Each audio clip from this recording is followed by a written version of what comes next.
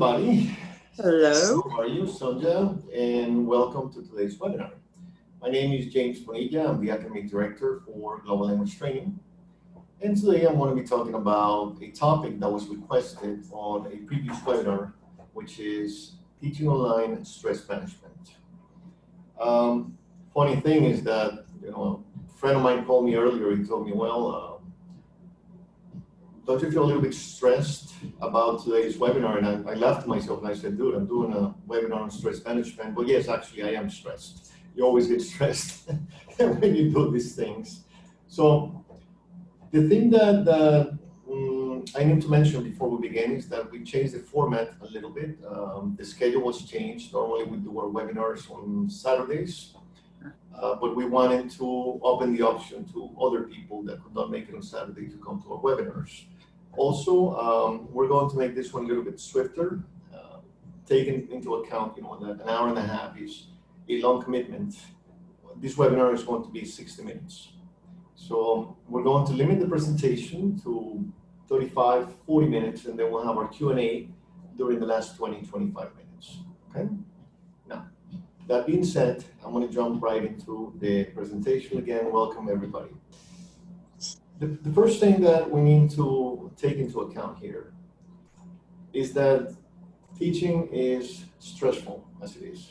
I mean, any way that you want to look at it, the activity of being a teacher, it's always going to cause anxiety. It's always going to cause, stress. It's always going to cause tension because there are too many variables. So as it is, I mean, if teaching in itself, in a normal environment that we are accustomed to, is stressing, or teaching online brings forth, new challenges that I'd like to discuss before we begin today. And the first one is student engagement. When you teach face-to-face, you can interact with the students. You can basically strategically move around the classroom. You can engage students, much more directly. You can see what students are doing. You can take remedial action immediately if students are disengaged or students are, distracted or doing other things. You can get them to stand up. You can do TPR. You can get involved in the activities. And I'm not saying that when we teach online we can't do this, but it is a little bit more challenging, okay? The second challenge is, how do I manage differentiated instruction? In a classroom environment, all of us who are teachers, whether you're experienced or not, you'll notice that you have students who are more advanced, students who are right on cue, and students who need a little help or perhaps have more challenges to overcome. Again, in a face-to-face environment, you group them, you sort of like mix, the advanced students with not so advanced students and whatnot. And then you can actually set up different rhythms for your different students. Teaching online is going to be a little bit more challenging, but it's still doable. If some of you that attended past webinars recall, we have a lot of tools for that, like the breakout rooms. And we'll discuss that, further down this presentation. The volume of activity, it's also a challenge. Why? Because when we're teaching online, we get anxious. We want to make sure that students understand every single thing that we say. So the volume of activity can actually increase from the teacher's perspective or for the teacher's point of view. And this becomes a problem because, as you know, what we want to strive for and what we want to achieve is to have a student-centered class, not a teacher-centered class. And again, in an online environment, while you're browsing and you're making sure and you're going from student to student, then the workload might increase, okay? Quality of the feedback. It can be difficult when you're teaching online to give quality feedback to your students the way that we normally do in a face-to-face environment where we can, set a student to the side in the classroom, talk to the student. Sometimes you want to give feedback to students, publicly. You don't want to chastise students, especially if you need to point out, opportunities of improvement. Online, it can get a little bit difficult, but again, we have tools for that as well. And finally, when you're in a in a face-to-face environment is a lot easier to assess participation. Right here, for example, I can see three of you, right? As I open the screen. And then, I have to keep clicking, back and forth, see if you are engaged, see if you're paying attention, try to read your body language, right? Make sure that I have you, engaged. In a classroom environment, you can see students yawning, you can see students, not participating. It's very easy because you have the visual field. All of these factors are generators of stress when we teach online. But we're going to talk about how to deal with a lot of these issues, and that's the purpose of today's presentation. And the first thing you need to understand is that you need to focus on the positive ways to deal with this switch to online teaching. Now, this has hit all of us hard. In past webinars, I mentioned that I'm a public speaker. I love to grab a microphone. I love to give my conferences, engage the public. Interact. It's fun. It's cool. You get to meet people. You get to contact people. Then making the switch because of the pandemic to webinars was incredibly hard for me. At first it was awkward because you have to mute everybody. You're here talking. There's no interaction. You're trying to figure out, my God, am I getting through them? Then, I see Stephanie smiling. I'm like, okay, I'm on the right track. And then, thank you, Steph. And then, making that switch was tough because it took me right out of my comfort area. But then I thought, well, there are positive things about this. I started learning about new platforms. I started learning about new resources. I started seeing that a lot of stuff has been done for you. For those of you who are new, at the end of this presentation, I will point you to where we have the past webinars recorded, where you can watch them, where we actually discuss a lot of these, new tools and resources that you can use for reading, for listening, for, different aspects of our teaching profession, okay? So again, be positive. If you can't help it, what can you do? You can moan and you can groan and you can say, yes, but I miss my books and I miss the contact with my students. But the reality is that even when the pandemic, goes away, this is a tendency that's going to stay. A lot of teachers, a lot of students that have experienced, mostly by force, the switch to online teaching have gotten into the groove of things. I have a friend of mine. We have been friends for about 30 years. He served in the Marine, in the Marines with me. So, we go way back. I'm not going to say how many years, but you can tell by the color of my hair and stuff. And he kept, telling me, I hate this, teaching online. And this gets so confusing and this and that. And I said, dude, give it a chance. Give it a chance. And now he tells me, hey, man, I don't want to go back to teaching, face to face. So it's one of those things, it grows in you. So again, positive thinking. Take a deep breath, relax. Most importantly, be patient and kind.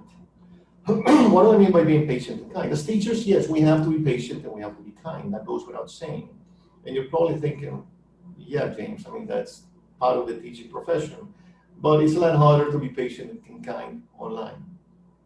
Now, just as you may have had difficulty, or maybe not, but most of us have had difficulty, making the switch to online teaching.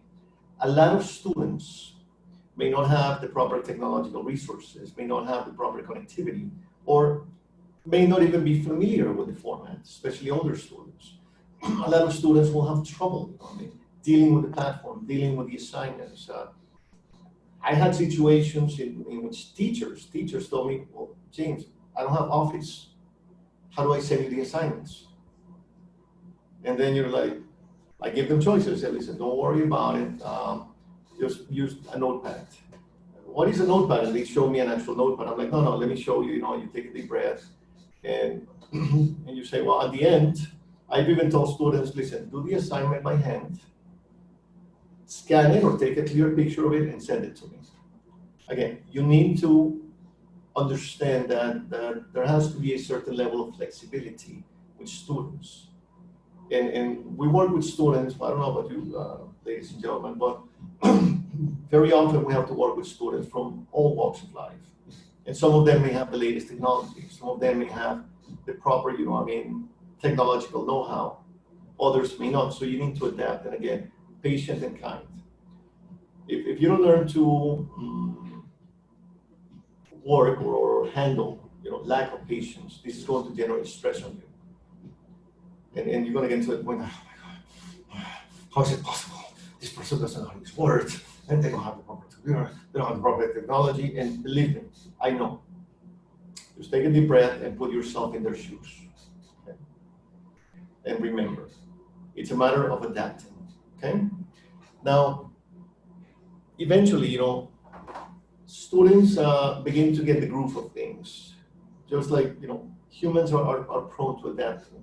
And you'll notice that if you're patient at first, things will begin to take on their own rhythm. And then you'll begin to get the hang of this, okay?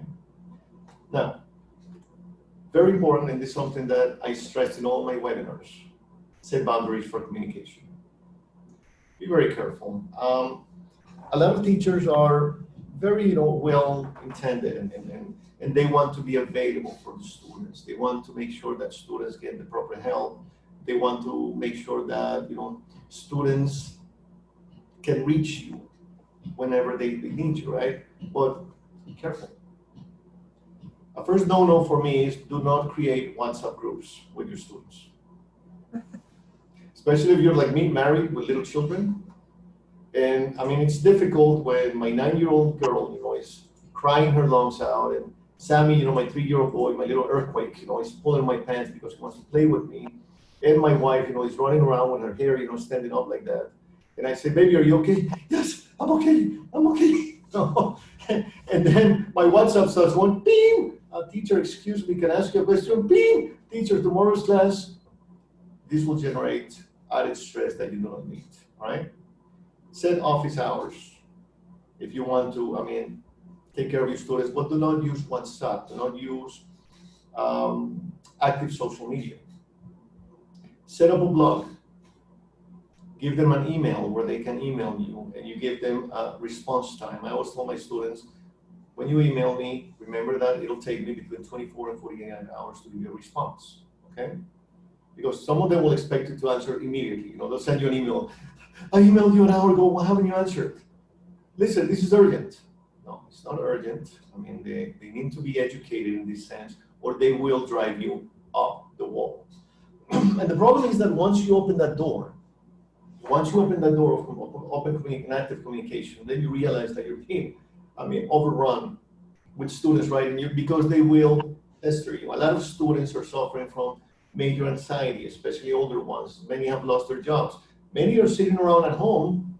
They have no kids and they have nothing to do other than, well, let's talk to the teacher, And they forget that we are teachers, but we are human beings with families. We need to rest. We need to have a life. We have problems of our own. Be very careful. I'm not saying close yourself either. And say, all right, listen, class is finished, I'm not available. Set boundaries. Okay?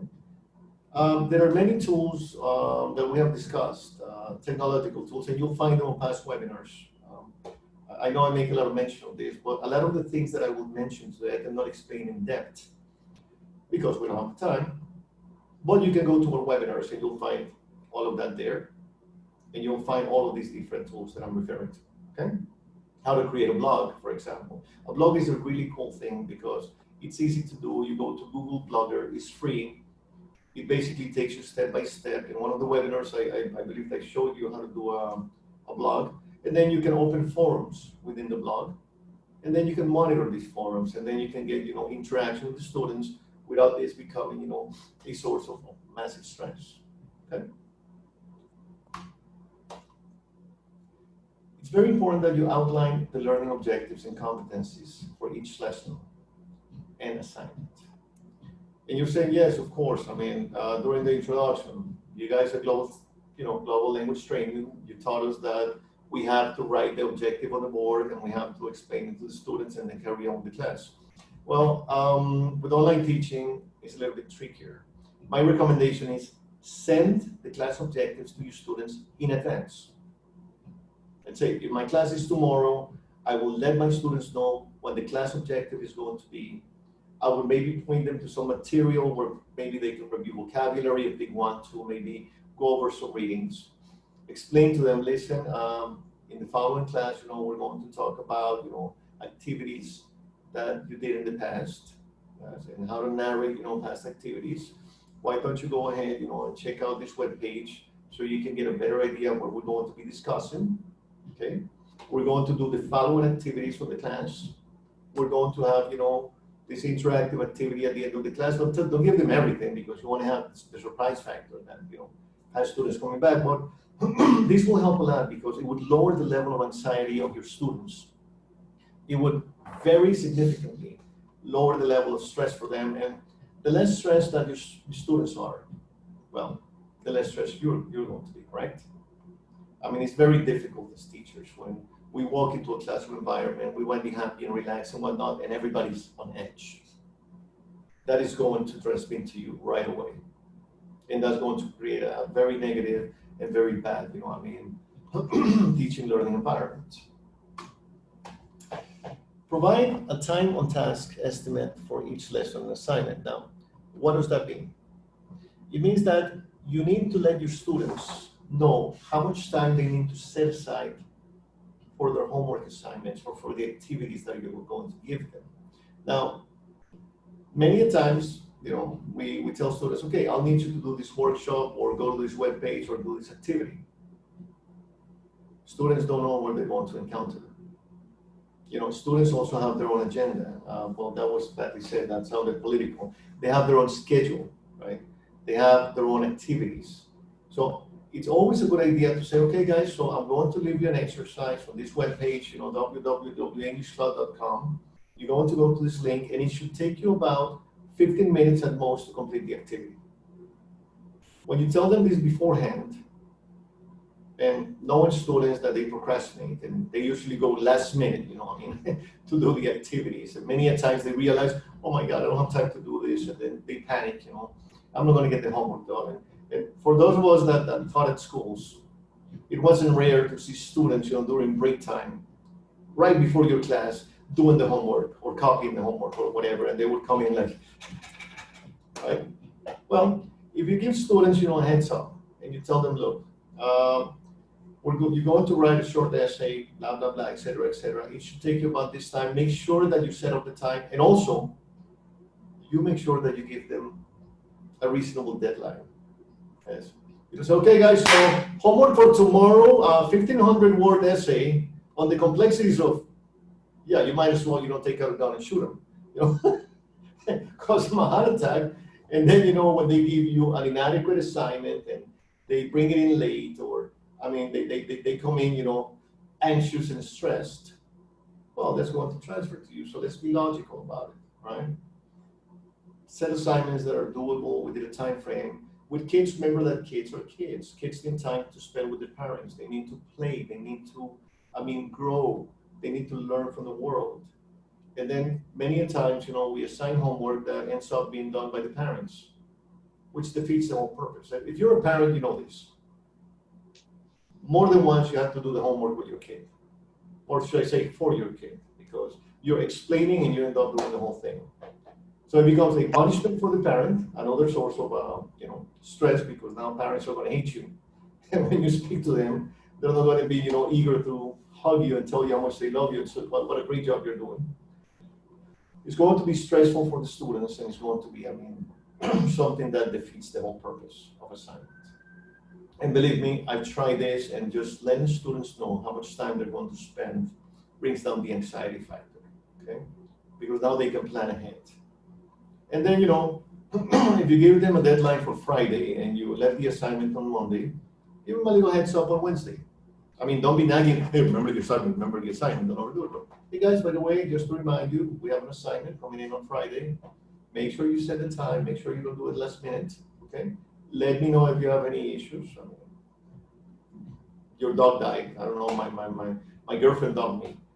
These are valid, things to take into account. And then this will lower also, your level of stress. Excuse me, I'm going to drink some water.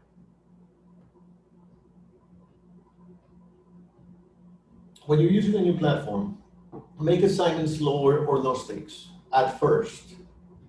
What does that mean? A lot of teachers, I see you guys raising your eyebrow like, what do you mean? Give it away, make it easy? Yeah, I know as teachers we want to be demanding, but remember, it's a new environment. So if students are faced with a new platform, it's bad enough that they have to figure out how to use the thing, how to go into it, how to do the exercises. So at first, you want to ease them, into the assignments. Give them, workshops that will not be graded, workshops that will be somewhat of a lower level, yes, of what you should be giving them. This doesn't mean that your entire class or your entire course is going to be a giveaway course. It's very simple, start easy, very gradually, ease students, into the level of demand where you want to take them, and do it gradually, sort of like they will not perceive it.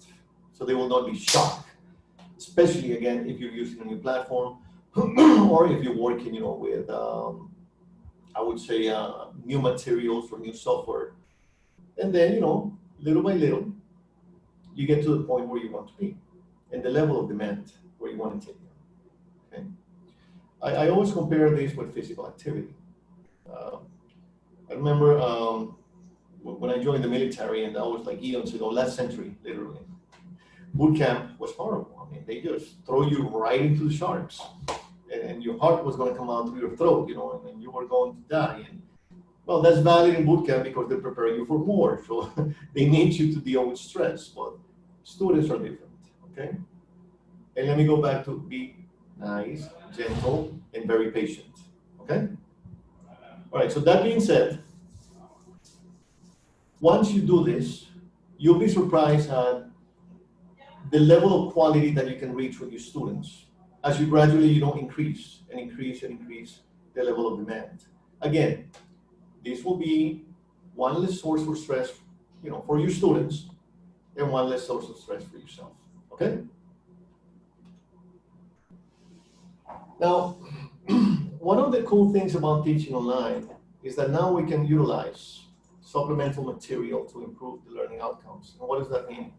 It means that now we have a whole bunch of resources online. We have multimedia content, we have audio content, we have interactive content. Again, view some of our past webinars where I show a lot of these materials with the web pages, with the web addresses, and with an explanation of how they work. And you will be surprised at the cornucopia of resources that you will find online. It's just knowing where to look, and we've already done most of the work for you guys. I mean, we've done the research, and we found the different resources for listening, for reading, and this and that. And you will be surprised. I mean, a lot of teachers say, podcast? Well, oh man, I never worked with a podcast. I don't even know what that is. And how do you work that? I mean, that's so uncomfortable. I had a friend of mine tell me, I prefer just to send them, PDF workshops so they can print them and they can, and I would look at him like, dude, you want to kill your students? I mean, kids are going to commit suicide. There's a lot of fun stuff that's out there, and you need to take advantage of it, right? Why kill yourself? And a lot of teachers told me, yeah, but that's taking the easy route. What is wrong with taking the easy route in the good sense? Not taking the easy route in the sense that you want to be a lousy teacher and that you're going to lower the level of quality, but I mean, you can be a good carpenter nailing a nail to the wall with your forehead, or using a hammer. Why not use the hammer? Or if you have a pneumatic hammer, one of these air power hammers, so you could go pop pop pop pop. Why are you still banging your head against the head of the nail? If you catch my analogy, what I'm trying to say here is not that you're going to become I would say mediocre. No, not at all. It means that you have a lot of tools at your disposal that will make your job easier without compromising the quality of your teaching. It's quite the opposite actually. The quality of your teacher will improve exponentially if you learn how to use all these tools, and your students will love you for it. Okay?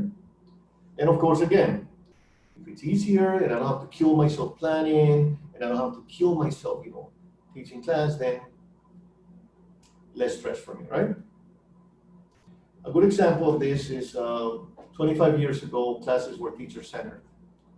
So when they told you at the institute that you had 10 hours of class per day, you would say, oh my God, I'm going to die. Why? Because at the end of 10 hours, you had no throat, you were exhausted.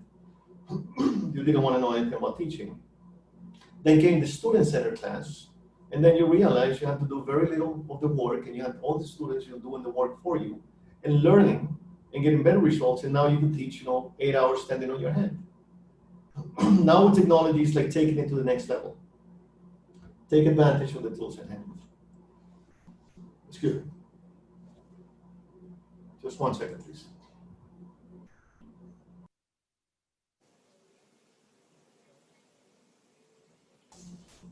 Don't panic, it's not COVID, you don't have to run away. I mean, no joke aside, but nowadays, the other day I was in the supermarket, and I talk a lot, so my throat gets dry.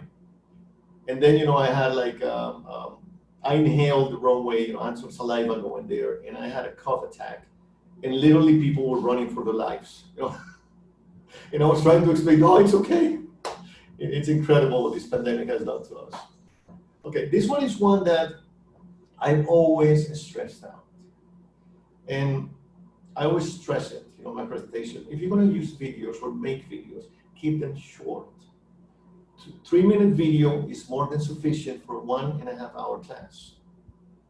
Videos are not meant for you to play them for half an hour for your students because you have nothing better to do, because then you're going to stress out trying to explain all that vocabulary, trying to do the listening comprehension activities, trying to figure out why students don't understand when you're saying, but that's so easy. Yeah, for you, right? Because you know the material, you know the language. With videos, 2 or 3 minutes is the most that I used. And we have spoken about this before. Why? Because before you actually play the video, you're going to do a previewing activity. You're going to basically set them up, with vocabulary, or you're going to contextualize them, or you're going to do activities that are related to the context of the video. Then as you watch the video, you want them to watch the video, more than once. Sometimes I even chunk the video, and I'll watch it by 10 or 15 or 20-second sections, and then I'll work that section, then I'll go to the next section, and then, I'll keep expanding, and then I'll do the post-watch activities. Now, if you plan carefully, and like I said, there are web pages where you actually find the videos with everything done for you. Previewing activities, during viewing activities, post-viewing activities, or if you use one of the many series in the market, from Pearson, from Macmillan, from Nat Geo, I love to use those things because they come with presentation tools, they come with integrated videos, they come with closed captions. Then, believe me, your life will be a lot easier, okay? Less is more, right? Okay, how are we doing on time? Oh wow, time is flying here.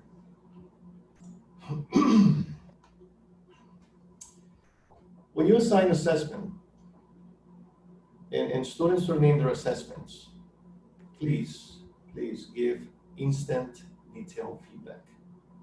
The same way that we said, give students ample time to plan for their assignments, also give yourself time and plan ahead. So when the assignments are coming in. As a teacher, I remember I was very disorganized at first, and students will turn in homework on a Friday, and I had forgotten completely, or I didn't write it down anywhere that they were going to turn in homework, and I already had plans for the weekend, right? And of course, this would stress me out because now, I have to correct all this homework, so I would procrastinate and say, oh, I'll do it on Monday, and then, Monday, Tuesday, Wednesday, find yourself with a pile of papers on your desk, and now you're panicking because students are beginning to ask, hey, you're really pressed to turn in this assignment. When do we get it back? And then you would end up just basically grading it very quickly. Good job, and good job doesn't say anything to students. So when you leave assignments, space them enough so that you also have ample time to correct them properly and to give, proper and detailed feedback. If you demand from students to take the time to do proper assignments, or do assignments properly, then you need to take ample time to give quality feedback that will actually help the students. Therefore, do not get too ambitious and do not leave huge assignments. Yes, you want students to work, but don't commit, harakiri. Don't kill yourself either. Less is more. Have them do something with ample time for them to do, turn in, and then plan ahead. What I normally do is I know which are my busy days and which are my, like softer days. So if I know that Thursday is not a hefty day for me and I have plenty of time, I'll normally ask my students to turn in their assignments on Wednesday, right? That way I know that Thursday I'm gonna have ample time to sit down, get them out of the way, and believe me, it's so cool when you receive assignments and you get them out of the way right away, and then your desk is nice and clean and you're like, it is so stressful when you get caught up on planning class, doing this, doing that, and then you get to your desk and you have a pile of papers like this. You have to look at your peers like, hey man, did you correct all those homework yet? No, okay, fine. And just looking at those things, just puts you on edge. Okay, so plan coherently. Get assignments out of the way right away. You're gonna have to do them anyway, right? I mean, there's no ifs or buts about it. So might as well get them out of the way right away, and believe me, your stress levels will lower dramatically. And this applies for face-to-face as well as online. Okay. Oh, one of the things that I forgot to mention here is that remember that when you're teaching online, now you have the opportunity to leave assignments that are self-graded. What does self-graded mean? It means that you can leave them a workshop on many of the web pages that we have spoken about before, where they can actually do the assignment and it gets graded automatically. Okay. And then you ask them to send you a screenshot or send you whatever, and then that doesn't mean that you're not going to go over it. It means that the summative part is done for you automatically, and then you can get to the formative part, which is instead of correcting everything to give a grade, now you can give them nice and detailed feedback because half the work has been done for you by the platform. So don't get me wrong, it doesn't mean having the platform do all the work for you. It means the platform helping you do a much better and higher quality job. So you don't have to do the math, you don't have to decide how many correct, how many are wrong. You can focus on the areas where you can tell your students, again, you can improve on this, these are some recommendations and whatnot. Again, in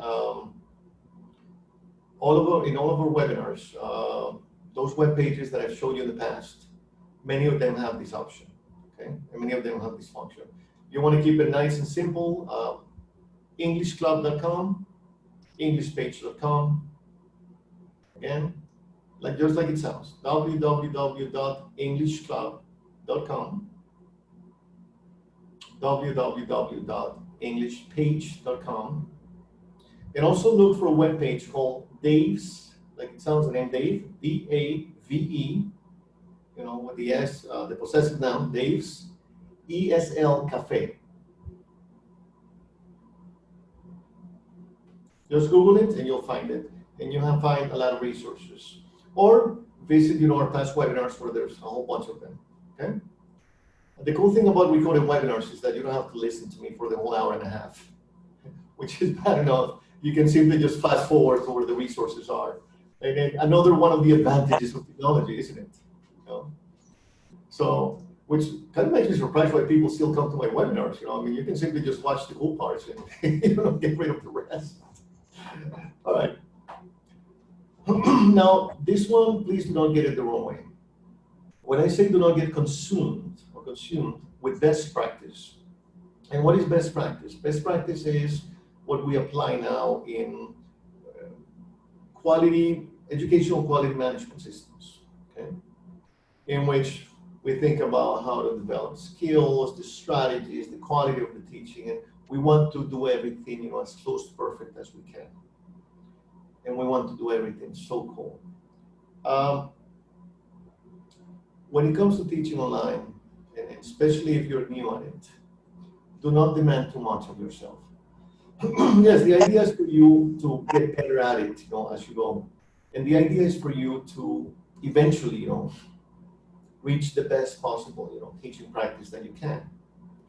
But don't kill yourself over it either. I'm not saying be mediocre. No, I'm not saying that.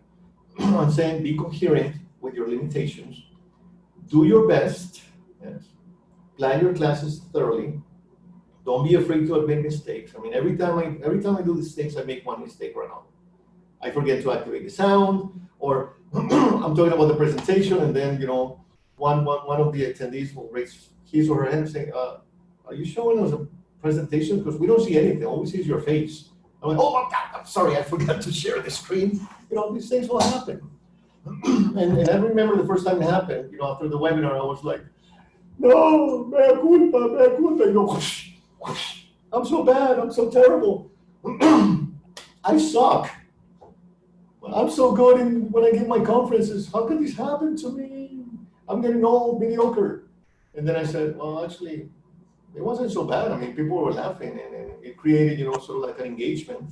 And they said, well, check it out. He's human too. Wow, he bleeds. So, again, don't become a lazy bum either. Basically, whatever, I'll say whichever way it comes. So just do your best and do what you can to do what you have to do. Okay?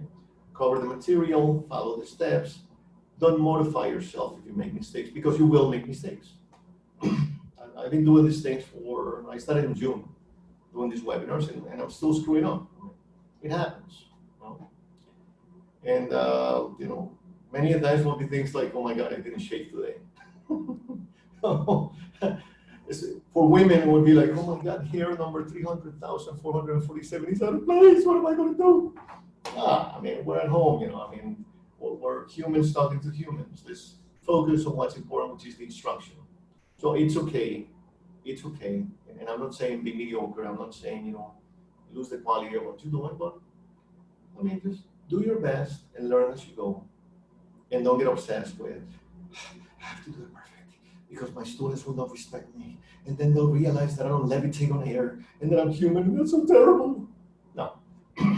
You want them to know that you're human. You want them to know that you're like them. And this will lower, believe me, affective filters a lot.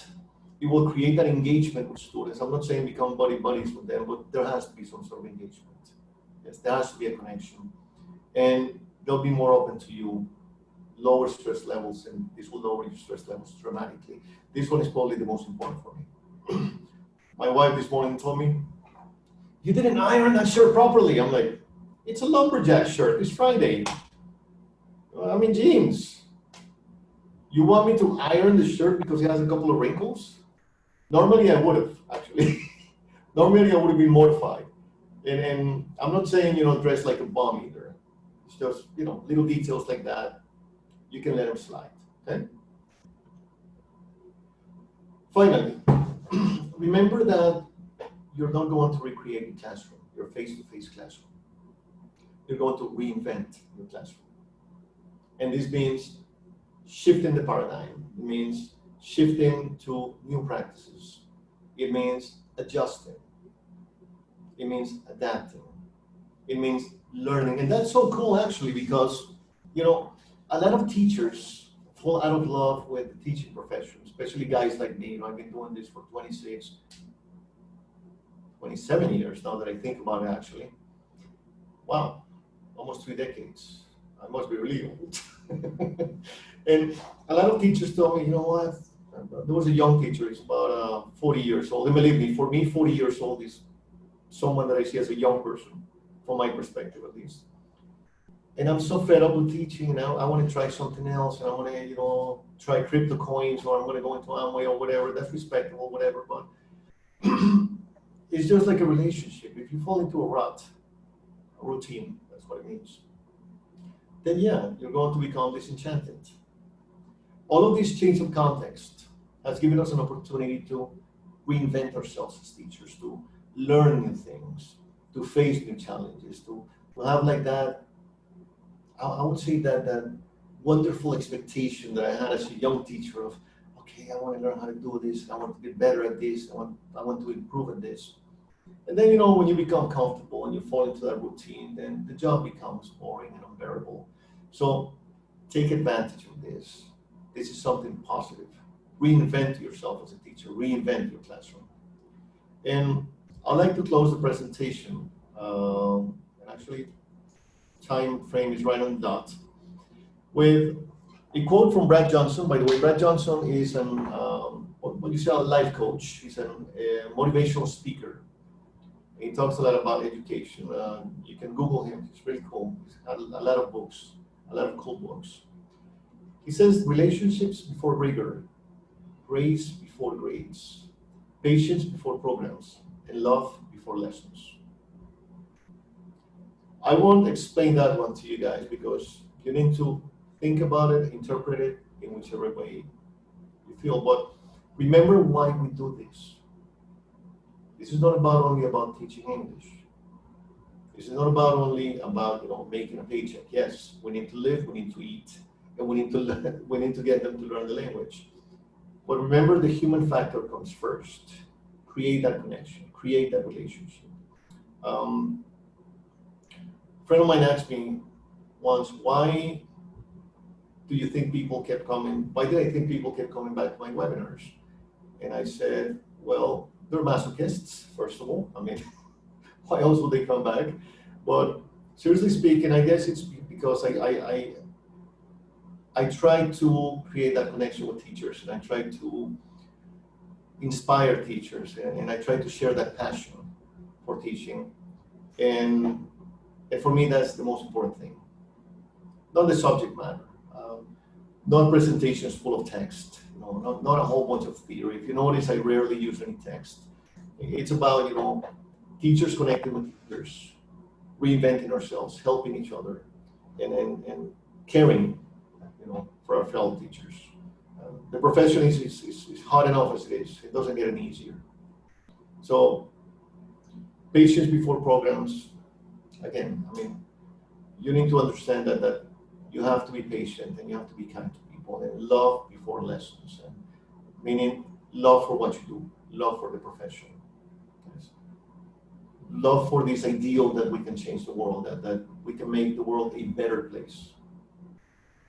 And I'm going to repeat a story that I gave on a past webinar. Some of you are going to say, oh, not again. But it's a story that I love because there's a teacher, a lawyer, a doctor, and a politician at a cocktail party. And, the lawyer said, well, last year I made $1.2 million, I had these tycoon clients. He looks at the doctor and says, how much do you make? What do you make? That's peanuts compared to what I make. I'm a plastic surgeon. I made like $2.3 million last year. And they look at the politician, what about you? What do you make? He says, I'm a politician, guys. I rub people blind. I make millions of dollars. And then they looked at the teacher like, poor guy, but let's ask him anyway. Let's have some fun.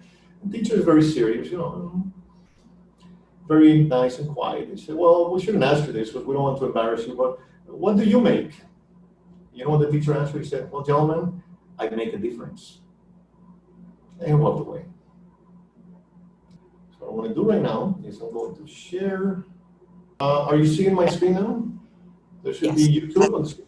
Thank you. Yes. Okay, just go to YouTube, and you're going to type in Global TEFL, just like it sounds, okay? And you're going to see it right here, Global TEFL. Once you click on this, then you're going to see our corporate logo over here. And we have some of the webinars here, but don't go into these ones. Go straight into the main page. You can subscribe if you want. And then when you open our webpage, you'll see all of the webinars down here, okay? Or the ones that we have published so far.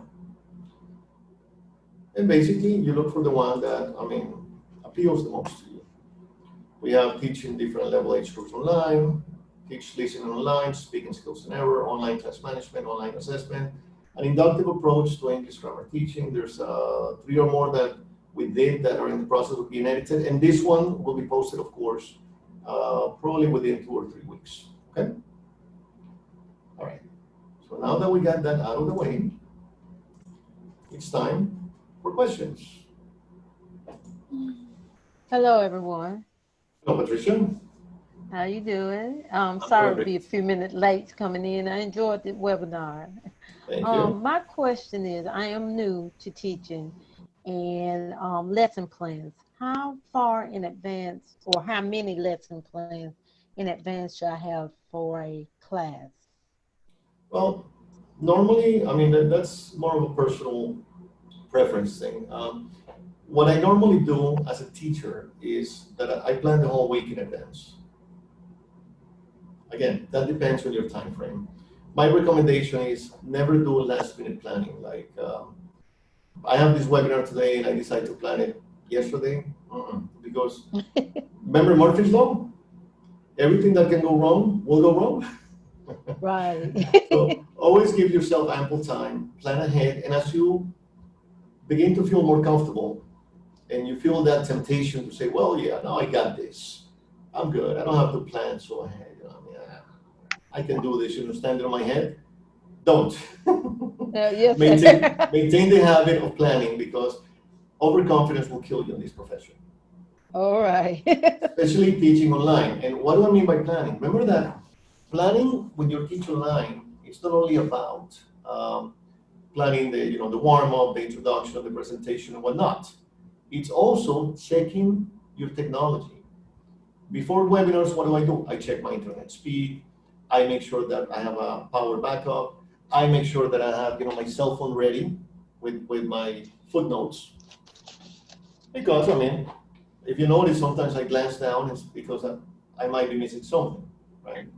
And I Right. always make sure that I have a backup internet connection, test my microphone because these things break down. So I actually have a spare one right here. Yeah? I'll test my camera connection and I'll open like another Zoom meeting, make sure that the frame is correct, you know, make sure that I'm sitting in the proper position, that the lighting is appropriate and this and that. And this will diminish your stress levels during the presentation. If you notice, I'm very relaxed when I do this, but there's a reason for that. I prepare very thoroughly. You want to stress yourself out? Don't prepare, believe me. Thank you. No problem. All right. Anybody else? Not everybody at the same time, please. No questions? Wow. Okay, well, this is Maxine. I don't have my picture today, Hi, but Maxine. hi, good to see you again. Good to see you I again. find that often people fall into two categories, teachers, whether it's face-to-face or online. They give too much assignments in terms of homework or too little. And it's interesting, I tend to fall into the too much. Because I feel I have a limited amount of time with the student. I want them to get as much out of it as possible. And they do it and they appreciate what they get out. But I always try to be aware of some of the factors you're talking about in terms of they have lives outside, especially if you're working with adults. They've got families, my younger students have 2 or 3 extra jobs. So I have to be very respectful of that. And so I was wondering, you've given some guidelines in terms of length of video, things like that. How do you kind of gauge in terms of, let's say, a 1-hour class, 2-hour class, or 20 hours a week? How much how do you figure out how much in terms of time is the length of the homework assignments? Well, I'm afraid it's not as simple as a mathematical equation. No, I know, but in terms of just general guidelines. Well, I would be careful on giving general guidelines because all my students are different. Again, you know, if I'm working with adults who have 2 jobs, who are married, who have, you know, other responsibilities, then I gauge my students, you know. I start at what I consider the average, and I ask them, how do you feel about the assignments? Do you have ample time to do these assignments? Do you feel stressed with these assignments? Do you feel that maybe I should leave you more work? The key here is communication. Because your perception of what is too much or too little might be totally different from the student's perception. And then one group, you may be teaching 2 groups, which are exactly the same level, right? Yep. And then you'll notice that one group will demand, you know, more homework assignment than the other one will. So I could not possibly give you an estimate because it varies, you know, from person to person. It varies from group to group, and it also varies from age group to age group. So the key here is what I always recommend when you start working with a new group, always start the course with a survey, getting to know your students. Ask them their preferences, ask them what they consider too much work, ask them how much time they would have available to dedicate outside of the classroom. Ask them to honestly tell you, and they will. And that way you will not be making these decisions based on your judgment, but also it would be an informed decision. And again, it would help to lower the stress levels both on your students and yourself. Okay? Okay, thank you. All right, Maxine, not a problem. Okay. Anybody else? Oh, it must be Friday. Everybody's like, no, James, we want to go. We have a life. Hello. There you go. Now, I'm going to try Hi. to pronounce. Could you help me pronouncing your name? I don't want to, Yes, it's Nukwangtala. Nukwantala? Yeah, Nukwantala. Is that Nukwangtala. correct? Yes. Nukwangtala. Yes. Thank you, Nukwangtala. Nukwantala. Hi. Hi. My first time in the webinar with Global TEFL, but I am registered for one of your classes, the 150-hour class. Awesome. So I'm just this year, like you haven't managed to start that yet, but I will be teaching a university class for the first time this winter semester. Do you have any, and also online, obviously, do you have any tips? So far I've taught secondary school mostly, or individual students, or like up to 2 classes, but not, and secondary school classes, but not university classrooms. The idea with the survey, I think that's a really good idea to find out how much they can dedicate of their time outside of the classroom. Is there anything anything else that you would say is very important specifically for university students for a class? Yes, there's a lot, but unfortunately, it would take me a whole webinar to answer this question. However, you're in luck. One of the webinars that I just showed you online, it's specifically focused towards teaching different age groups and levels online. Okay, great. And I do expand, thoroughly on Yes. different techniques in that webinar on how to work with different age groups in regards to activities and this and that. So recommendation would be check that one out. All right, definitely will do. And for those of you that are new to teaching online, definitely you may want to watch the first webinar that is on the series, which is Teaching English Online, where I walk you through the basics. Yeah, I missed that one, unfortunately. No, but again, like I don't know if you saw right now when I showed you guys how to go to YouTube. Yes, I am already a subscriber to that, so Exactly. I got that. So yeah, so check out the webinars, and also if you wrote down my email address. I wrote down your email. I didn't get your name completely. James Bonilla. Sorry. James? James Bonilla. How's that spelled, the last name? Bonilla. Okay, you are from where? I'm from New York. My mother is from Colombia, and my father is descendant from Colombians.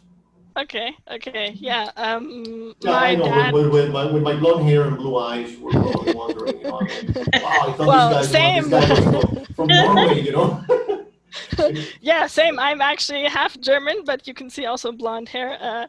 No, my dad is from the United States, is Native American, so that's why it's a Native American name. Explanation for that. That's so Yes. cool. But nice to meet you. Yeah. Nice to meet you too. Muchas gracias.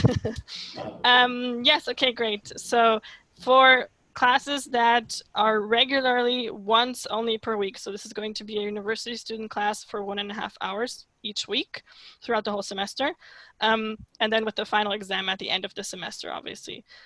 Any tips concerning planning? You already said to plan ahead the whole week, but specifically if it's not lessons like I've had twice or 3 times per week, if you just have them once per week, how does that affect lesson planning maybe? Well, you have to leave a lot of individual work for the students, being coherent also with how much time they have available for this. That's number one. Number two, less is more. What do I mean by that? Don't try to stuff a whole bunch of material or content matter into one class because you're going to hit a brick wall. You will overwhelm them. My recommendation is follow the curriculum in a university. I mean, if you're working for a university, there For a is a set curriculum. university, yes, and we'll be using a book. So we'll Exactly. be using the English Unlimited series, the B2 level for that. But basically the teachers can put together their own classes. We are according to, I mean, the exam has to be done on our own as well. There's not like a standard test. So that's why it's going to be different for me, or very new for me, to set up a test for university students as compared to for regular secondary high school students, for example. Well, I love to be creative, but I also avoid reinventing the wheel. I love books. I don't follow the book to the Yeah. letter, but the book gives me, a sequence. And of course, Right. I complement the activities, like I said, with a whole bunch of resources, and there's nothing wrong with that. Yeah, maybe, I mean, you like to create your materials and this and that, but believe me, I don't. I'm actually an international advisor for National Geographic Learning, and I'm one of the guys whose name you see, in the back of the books that actually participated in the development of this series. Nice. And I avoid, and I'm an instructional, designer, and I avoid creating my materials. Why? Because I'm aware of the team of experts that work on the development of these materials, and I could never be a match, for the resources and all the research and all the work that is done into putting these things together. So I may have, good intentions, and I am qualified to create material, but it has been done for me by a whole bunch of universities and experts. And why not just simply, again, the analogy of nailing, the nail to the wall of my forehead, or using the latest technology at hand. Of course, of course. I do have a webinar on also where I cover planning, and I cover all the different stages. Mm-hmm. And just browse to them and you'll find pretty much everything. By the way, next week's webinar will be with my peer, with Cara. And you met her last webinar. And she's going to be talking about time management. You may want to attend. Oh, great. Yes, perfect. Okay. All right. Guys. Thank you so much. My pleasure. Let's see. Hello. I have Samantha. Yes. Oh, Maxine again. Go ahead, Maxine. Hi. No, So Okay, hold on. Let's get organized here. I see 3 open microphones. I have Maxine, Samantha, and Sonia.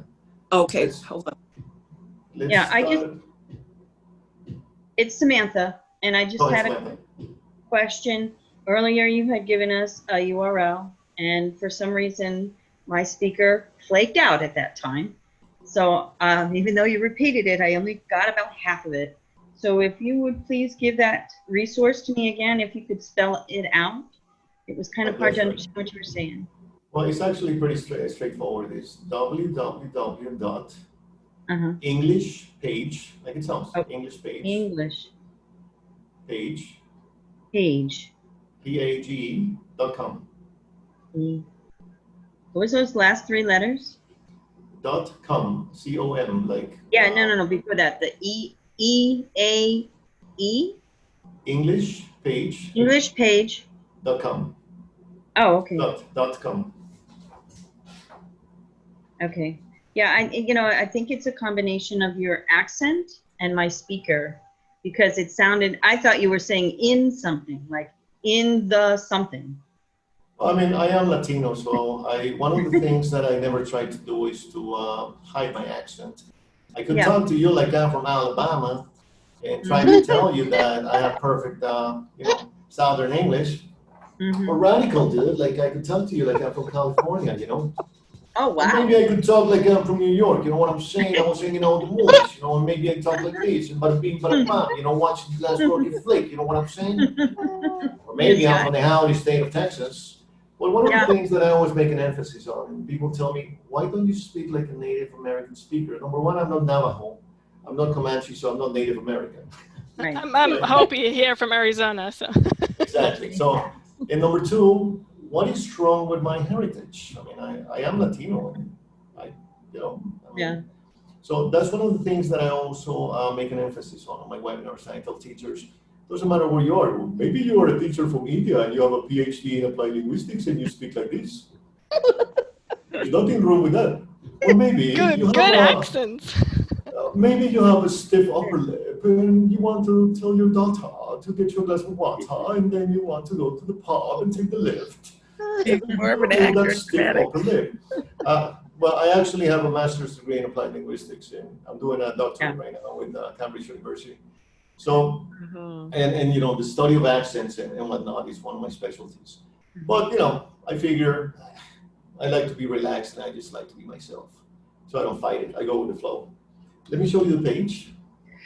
Can I ask a quick question? As she was Yes. getting details for that page, was your email address? I was trying to write it down and you switched screens. Okay, I'll show it on screen in a second. I just wanted to very quickly Got it. show you. Yes, englishpage.com. And the other one was actually quite easy. Dave's ESL Cafe. English Club. And you find a lot of resources here. Right. And we got in my email. There you are. Okay, I missed the com. And I put a dot in the wrong place. All right, thank you. My I pleasure. have one more quick question, if you don't mind. No, I don't mind at all. Go right ahead. I am very interested in student feedback, and I don't want to overload the students' donkey or mine. Would it be good, like maybe once a week or throughout the class session each day, depending on how many days? For example, if try to balance the minute, like time assignments, and I make sure I have time set aside for evaluation. The students have questions and so forth. We can just, you know, I can answer the questions without their assignments if they have something they want to input on something or whatnot. If I made sense asking that. Remember that feedback is just like assessment. It should be constant. Okay. And feedback is something that it can be formal or informal. What I try to do in every single class is I give instant feedback, very nicely, very gently, in a very positive manner, right? Always emphasizing on the positive first, and then on the opportunities for improvement. I never use the word negative or bad or wrong, because this creates, you know, this begins to create emotional barriers. So, Right. and then, you know, you have formal feedback, and that all depends on the type of assignment that you're given. If you're given a written assignment, of course, feedback is going to be much more extensive. If you're talking about a grammar activity where students may be having issues, then you may want to give them simple recommendations. You need to work on your structure. Why not, you know, overview the past participle form of verbs, go to this webpage, and remember the structure and present perfect and whatnot. And again, it's relative. It's relative to, I wouldn't say again, not to the number of classes that you get per week, but for individual needs. That's why we always make a strong emphasis on needs assessment. Right. You need to assess the needs of your students, and based on that, you can determine or sort of gauge, you know, how much feedback, what kind of feedback, and how often you should give feedback. But feedback should be done every day, one way or the other. Whether it's a little happy face, you know, for the little kids, or whether it's, you know, a positive comment for your students, so they know that they feel, I mean, and they're aware of how much they're improving, what the opportunities for improvement may be, and so on and so on. Yeah, I'm sorry. Yeah, I thank you for that. I'm sorry you misunderstood me. I like students' feedback as well, or should I have a limit on that? Like, if give them time, like if they were uncomfortable with the assignment and they did well on it, but they were a little, say, well, I didn't like this, but I learned from it. You know, for an example, if students want to give me feedback on an assignment. I don't set a limit on feedback, but I do set some rules. Right. And I Got make sure, exactly. So I make sure that I give them guidelines, and I say, look, guys, make sure that if your feedback is going to be, you know, James, I don't like that beard, or I don't like you. or you're too rough, or you're too demanding, then I will not accept it. Okay. I will tell them, and I teach them how to give feedback based on, specific data. One of the best ways to do it is create rubrics. The same way Create that we what create now? rubrics. You know what a rubric is? A rubric. Rubric is basically a guideline, and I show this in past webinars. When I'm going to, let's say, grade an assignment, a written assignment, there's a rubric that goes with it. And it says, okay, organization. Paragraphs are very well organized. Paragraphs are somewhat organized. Paragraphs are not organized at all. Syntax, structure, makes very few mistakes, makes a lot of mistakes. Look it up on use of rubrics, RUBRICS, rubrics. I heard you. Thank you. Thank you so much. I appreciate And it. then you can also create rubrics or guidelines, or you could say, well, basically indicators. Give students indicators on what to base their assessment on. And that's how you get objective assessments. All That's right. what a rubric Thank you. is. My Thank pleasure, you. Patricia. Thank you. Okay, guys. I had one last. Go ahead, Samantha. Go ahead. Go Yeah. ahead. The one thing I wanted to ask is if you had most of the webinars that I've watched and most of the lessons that I've gone through really focus on teaching large classes or a group of classes. And what I actually do is I do private tutoring, and I do tutoring especially with children with learning disabilities or traumatic brain injuries and that kind of thing, where they're not disabled, but they have different styles of learning. And I'm teaching them either one-on-one or one-on-two or three, no more than 3 at a time. And I was wondering if you had, for stress management, it can get to be extremely overwhelming when you are focusing on just 1 or 2 people for an hour.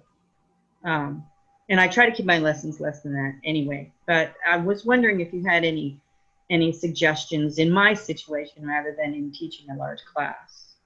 Well, I'm dyslexic, so I know where you're coming from. I had a lot of problems, going to school. Samantha, don't set your expectations too high. Okay. Be realistic. Okay. Patience, kindness, and believe me, I didn't get any of that when I was in high school. It was horrifying because teachers expected a lot of me, and I'm not, I don't have learning disabilities as such, but dyslexia can be a problem, especially when teachers don't know how to deal with it or are not even aware that you have it.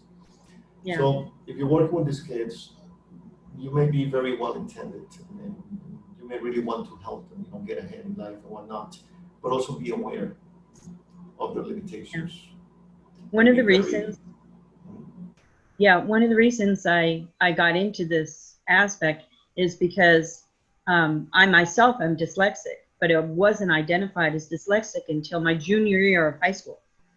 And so I had by that time already adapted many of my own workarounds, ways to get over, and be able to pass my classes, and et cetera. So, it's like, I got to get these kids when they're young. I have one of my own children that's also dyslexic, and I was able to identify that before they started school. So that made a huge difference in their education, and now he's a nurse. So I can kind of see it from both sides, and that's why I got into this. But now it's way beyond just dyslexia. There's a lot of other different types of learning things. Well, it's very tricky what you're asking me, because it's emotionally challenging and draining. Yeah. Because coming where you're coming from, and I know where you're coming from, literally, you want desperately to get results, and you want to, have these kids get ahead, and being focused there for an hour and trying to get the message across, and it can be frustrating. But you need to keep reminding yourself. I mean, you have to be extra patient. Can I give you a formula to, eliminate the stress? No. In your situation, it's impossible not to generate stress, especially because you're emotionally invested in this.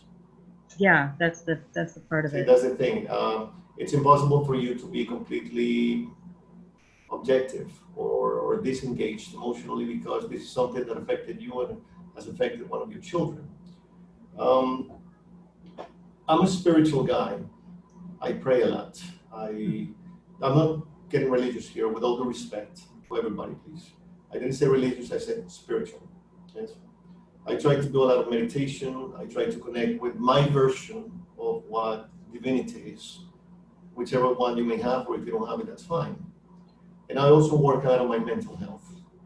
In other words, I'm a little bit compulsive obsessive. And that's something that people can tell about me. So I really had to work on that and learn to let go, learn to relax, learn to handle the moments.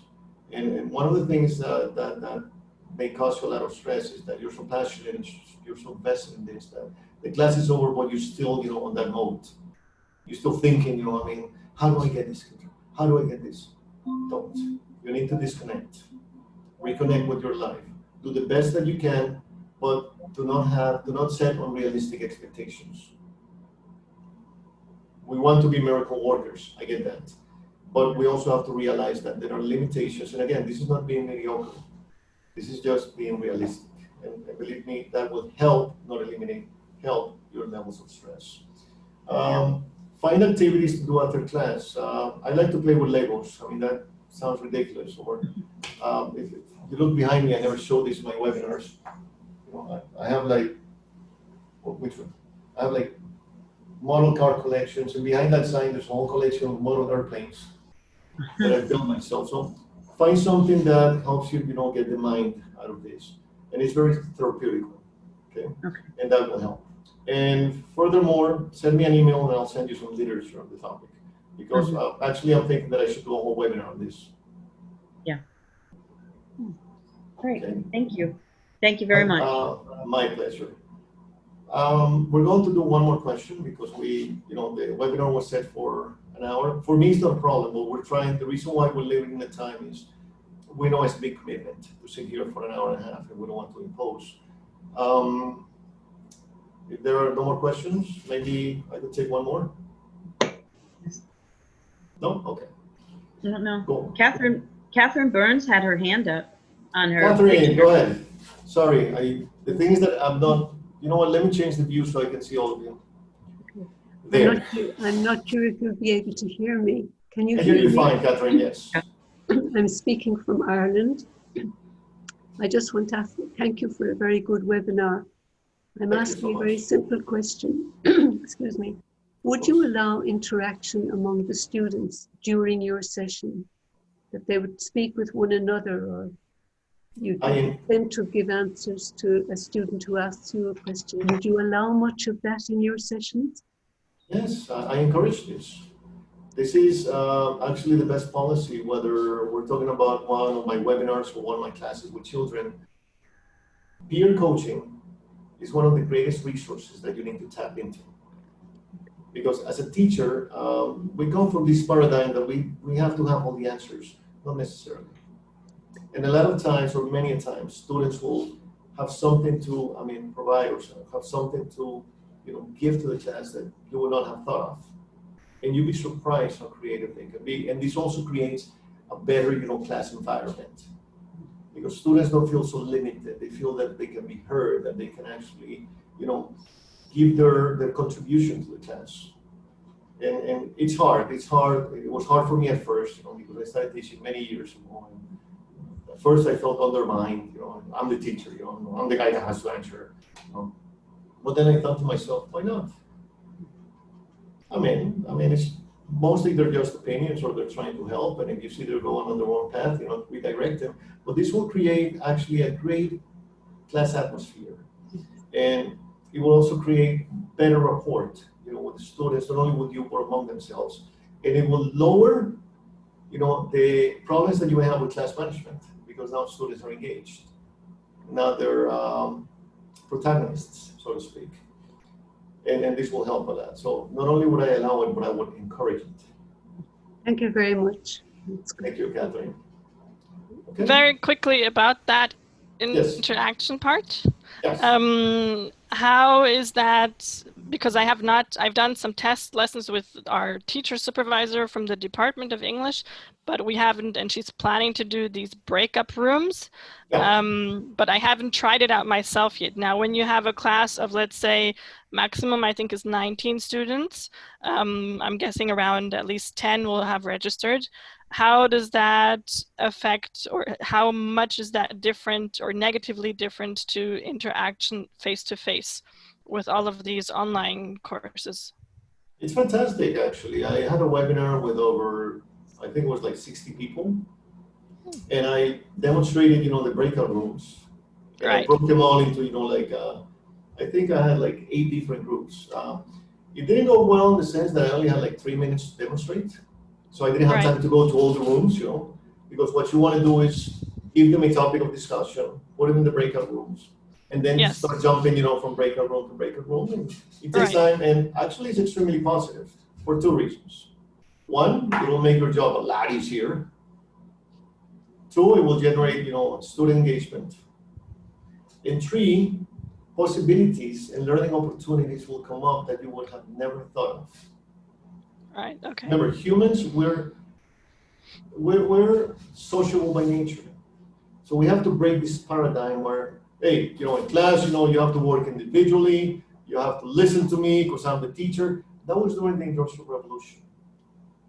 Educational models were made that way because we needed to educate workers that would listen, and would not question anything, and would obey orders, and would not think, and would not cooperate with each other.